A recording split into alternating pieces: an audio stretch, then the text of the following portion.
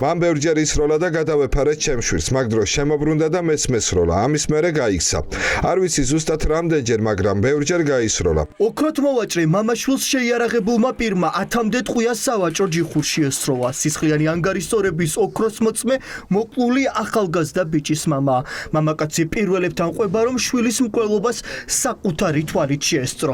მისი თქმით, ტრაგედიას წინ უძღოდა და მუქარადა დაშინება.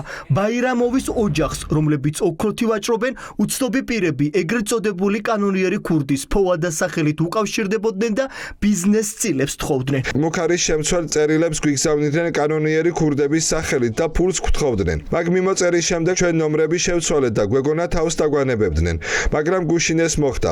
ვინ დაუკვეთა ბიზნესმენის მკვლელობა, რომელიც ოჯახის თქმით ტერორსა და შანტაჟის მსხვერპლი დიდი ხნის განმავლობაში იყო. ამ კითხვაზე პასუხს ახლა სამართალდამცველებიც ეძებენ.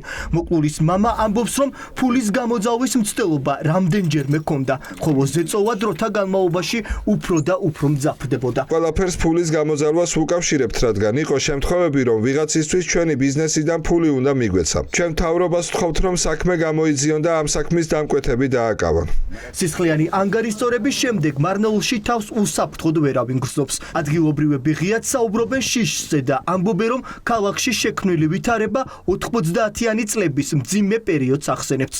როცა კრიმინალური გავლენები ყოველდღიურ ცხოვრებაზე პირდაპირ აისახებოდა. მოსახლეობის თქმით, ბოლო პერიოდში სისხლიანი ანგარიშსწორების ფაქტები გახშირდა. სამართალდამცველების მხრიდან კი პრევენციული ღონისძიებები საკმარისად ეფექტური არ არის.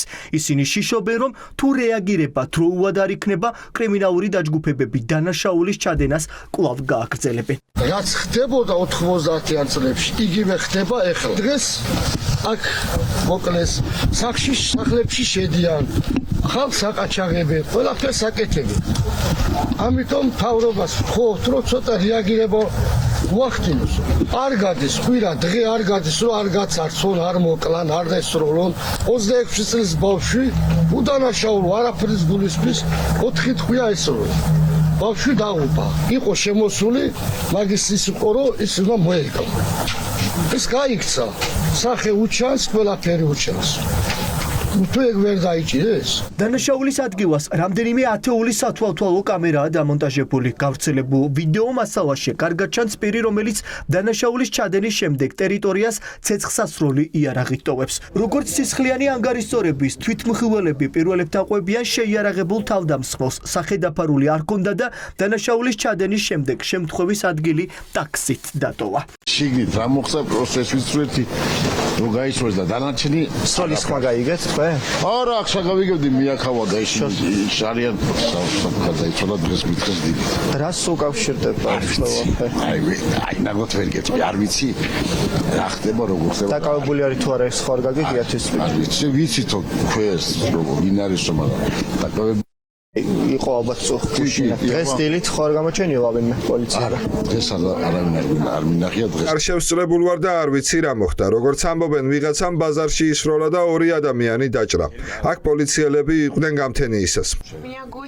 მე გუშინ არ ვმუშაობდი, მაგრამ ვიცი რომ სროლა იყო. ჩემ გვერდით მუშაობდა ეს კაცი. შვილი აკითხავდა ხოლმე. ბიჭი წუხელ გარდაცვლილა. მამა მძიმედაა. ვინ დაუკვეთა ბიზნესმენის მკვლელობა ამ დრომდე უცნობია. საგამოძიებო უწყების თანამშრომლები ამ დრომდე ვერ გადიან იმ პირის კვალზე, რომელმაც ბაზარში ცეცხლი გახსნა.